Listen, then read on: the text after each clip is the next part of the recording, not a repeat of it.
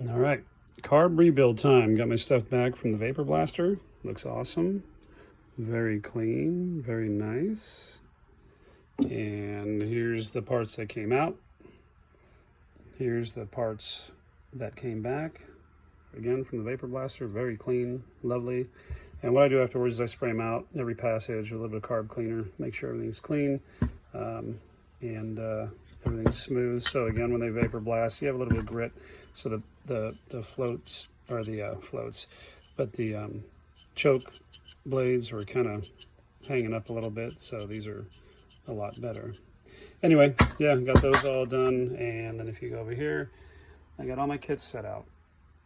So everything's going new.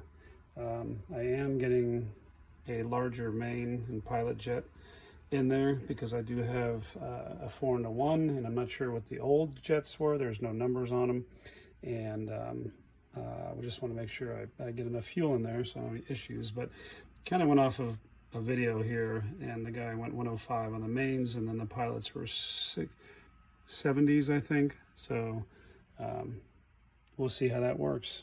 Anyway, that's what I'm doing today, rebuilding these suckers.